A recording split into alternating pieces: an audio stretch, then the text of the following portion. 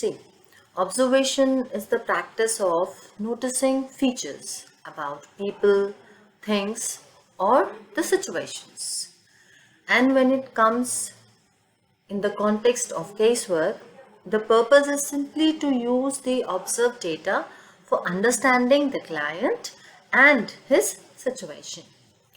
And while observing, it is important that the caseworker has to focus on different aspects with reference to the client. Well, I have mentioned in points, but I would love to elaborate it. Let's talk about the general outward appearance first. See, the caseworker should not have any difficulty in paying attention to the client's personal appearance, like his clothes, level of cleanliness, etc. I'll give an example out here. Like in case of Ramesh, his disability of deafness was not the main problem, but his dirty clothes were the problem, which compelled his classmates and teachers to avoid him. So here the caseworker need to give importance to the general outward appearance, because many a times what happens, the real problem is hidden out in general outward appearance. That becomes more important, and that is the real reason for the problem. And the real problem actually is curtained behind it. Next is the facial expressions, postures, gestures, etc. See, the human face reflects the feelings within, and for a caseworker, facial expression is a matter of observation. Feelings like sadness, anger, happiness, etc. do not need any verbal expressions to indicate their presence, because there will be a telltale signs on the face of the person who is actually expressing the unexpressed feelings. Are you getting my point here? See, lot of expressions which comes on our face doesn't need any words to describe them. Just a smile on your face is enough to make people understand that you are happy. Simply a sudden frown on your face gives the impression to the people that you are upset at present. So these facial expressions becomes very important for a caseworker to observe peculiarly. Okay, here also it becomes important that there are lot of individuals' postures, different gestures are there, then the tone of voice and the bodily movements, these things should also be observed. And knowing them, for instance, a client who feels ill at ease can be easily helped to feel more comfortable.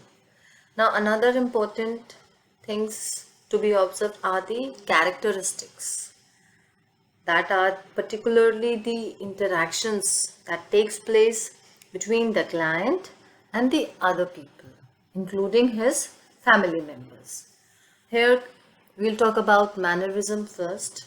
Mannerism and habitual body movement are worth noticing, are worth observing.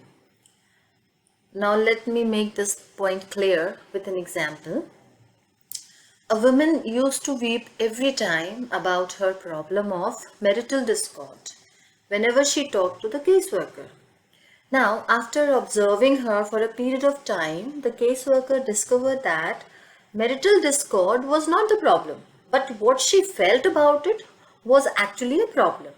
She used her tears as a cover for her reluctance to face the problem and take initiatives to solve it. So mannerism and habitual body movement becomes important to notice. Another thing is body language. See, the body-mind relationship is very well depicted in the body movements which give expression to the feelings. And this phenomena is simply called body language. It is a non-verbal communication. Again here, we doesn't need any words to describe a particular feeling. Just like facial expressions are enough to express the feelings, so as body language depicts everything. So it becomes an important point or a tool to be used and to be observed very carefully. Here, the message of the information is mostly about feelings. I'll give an example out here to make it more clear. See, the emotional material that comes out of the mind on the face of any individual is clearly visible to others, though it may not be visible to the same person. For example, tears. So, the simple example tells that when a person is upset from inside, the result will be seen in his bodily movements in face of anger, in face of tears, and other body movements. So, body language becomes important to notice. Then there are other facial expressions which needs to be observed, like there are a lot of facial expressions which actually says something and depicts something else. Like we have seen a lot of movies and we know that actors play them very well.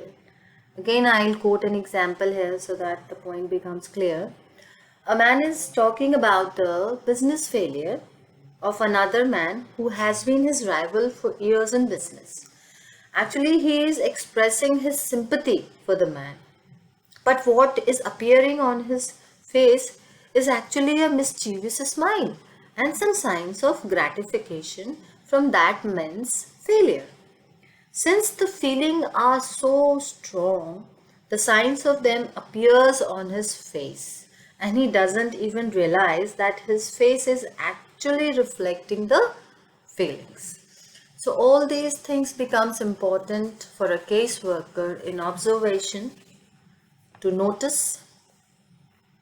Here, the caseworker's observation extends far beyond what he is seeing in the client, what he is hearing from the client, and what has been taking place between the client and other people, including his family members.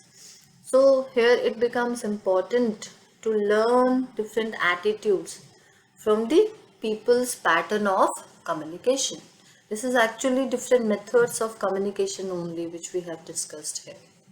Okay.